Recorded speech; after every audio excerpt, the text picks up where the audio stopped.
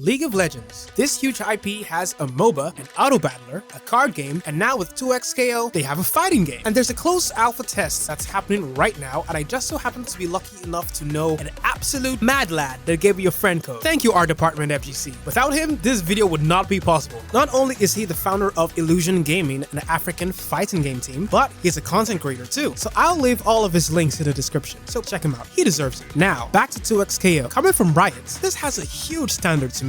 And for an alpha, this game is almost perfect. The fighting is deep regardless of simple inputs. The menus and UI are stylish as hell, and the lobby actually works. And for the gameplay in particular, the defense options are my favorite thing in this game. Cause the offense in this game is one tweak away from being Skullgirls level degenerate combined with BB Tag's tagging system. You have 5 really strong defense options, excluding blocking, which is its own button, thank God. And these options are dynamic save, the burst that makes your teammate come in and bail you out of a combo, and in duos, this one's controlled solely by your teammate, which I think is really funny. And this can be baited too by blocking it, and that's devastating because not only do you get stunned for a punish combo, you and your teammate also take damage. And there's also a high parry that can stop highs, mids, projectiles, and stuns the enemy, but then it loses to lows, and that's where low parries come in, and they stop only lows, but you get hit by highs, projectiles, and mids. This also costs 1 bar, but parrying a projectile is free. There's also a push block that's basically Marvel 3's advancing guard, pushing them mad far and costing 1 bar. And then there's retreating guard that's very similar to V-shift in Street Fighter V. In essence, it's a guard cancel backdash. It costs no resource at all. And finally, wake up attack. It's basically the DPs of this game, but it can only be used on wake up. There's a lot of variety and finesse for the defense in this game, but with offense like this, you're gonna see why it's needed. First of all, this is a team's game. If you get touched wrongly, you just might die, especially if they have 2x assists as a fuse. And speaking of,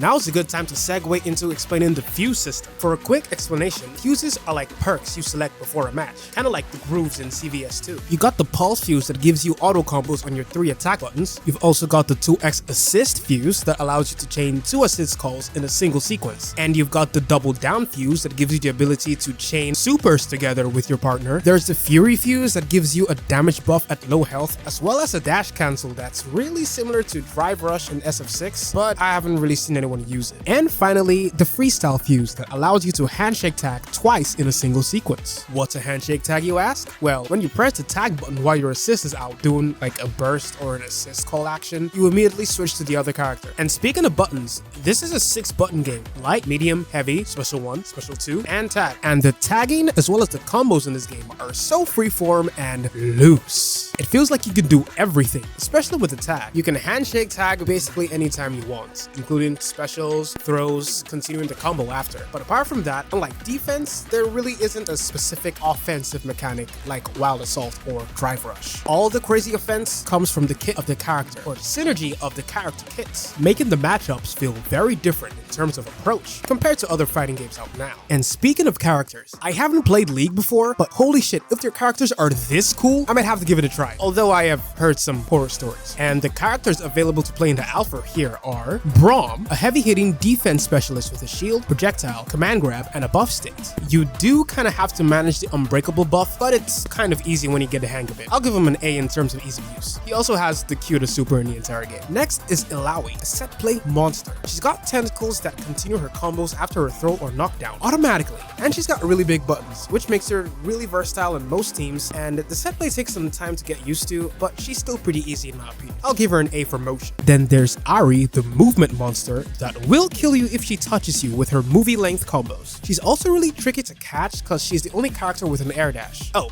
I forgot to mention, this game doesn't have a double jump or air dash, and having one of those makes you really good. I'd say she's an S for ease of use. Now Darius, the chip damage character of the roster. He's got a vacuum special that has 3 follow-ups. That's an overhead, a command grab, and a debuff attack. The debuff's called Wound, and when you get hit by it, you take chip damage on normal hits. He also has a record that applies the same debuff, and given that this game has chip kills, that's absolutely diabolical. He's an easy S tier for ease of use as well. Next up is Echo. He's very mobile, especially with his rewind, roll, and hop, making his mix-ups pure insanity. Despite being the only one in the game that has a true reversal. His combos and damage comes from knowing when to use his volatile after images, knowing when to throw the projectile so it slows down on hit, and knowing when to rewind in a combo. It sounds like a lot, but it's doable, but not really a character I'll recommend to a newer player, so I'll give him a B in terms of ease of use. And finally, there's Yasuo, the samurai Iaido character with long range buttons, a cross up, stance cancels, Rekka, dive kick, anti-projectile wall. He has a lot, okay? And I don't know if you've noticed from the B-roll, but I am maining this character. He's no ninja, but man, he's right up my alley. But he also happens to be the hardest character in the game, and given how the button layout is, it fills me with pure pain. You'd think simple inputs would make this game easier execution-wise.